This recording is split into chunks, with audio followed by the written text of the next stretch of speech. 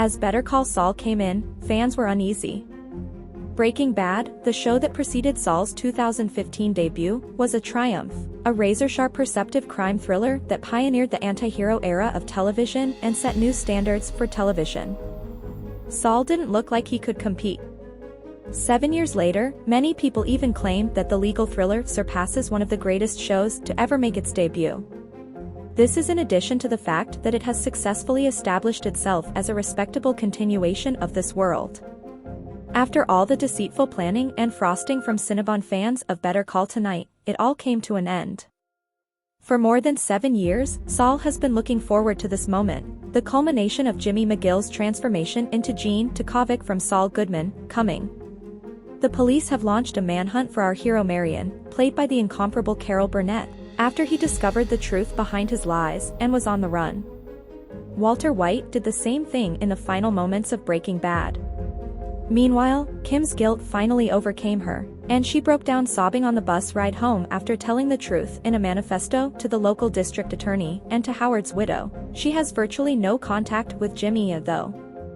Without further ado, let's begin the series finale, which is appropriately titled Saul Gone and was written and directed by none other than series co-creator and short-owner Peter Gould. When Jimmy and Mike were trying to find their way out of the desert during a water break in Season 5, Jimmy suggested to Mike that they take the $7 million and run, but Mike wasn't down, so they had a hypothetical conversation about what they would do with their halves of the money if they had a time machine. Jimmy would travel back in time to the day Warren Buffett took control of Berkshire Hathaway and invested $6 million in the stock.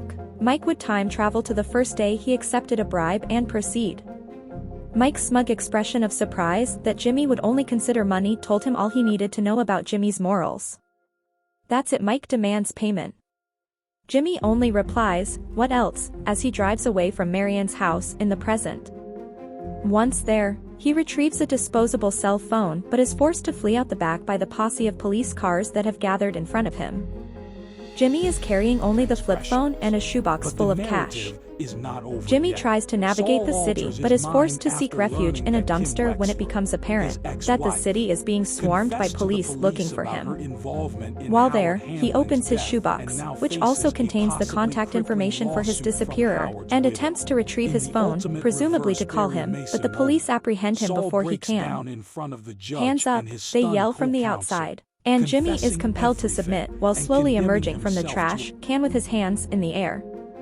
Jimmy is now in jail, where he can't help but notice a group of officers watching one of his old Saul Goodman videos while looking over at him reproachfully for making just one phone call. Jimmy decides to call the movie theater, where he simply makes arrangements for the schedule for the next few days. "You'll require a new manager." Jimmy calls Bill Oakley, an old friend of Jimmy's from Albuquerque, and tries to persuade him to take him on as a client. Bill initially rejects his offer, but is obviously at least somewhat intrigued by it. Jimmy realizes his error and then manages to persuade the police to give him a second call. Nevertheless, he is dubious about how this could pan out. "How do you envision this ending?" Jimmy responds, "Me on top, like always," to Bill's incredulous query. Jimmy managed to have his sentence reduced to 7 years at the FCI prison in North Carolina, specifically the D-Wing. It's a golf resort-style facility where Bernie Madoff was housed. That's all for this video. I hope you enjoyed watching, and if you did, please hit the like button and let us know your thoughts in the comments below. Don't forget to subscribe to the channel and turn on notifications. I'll see you in the next one.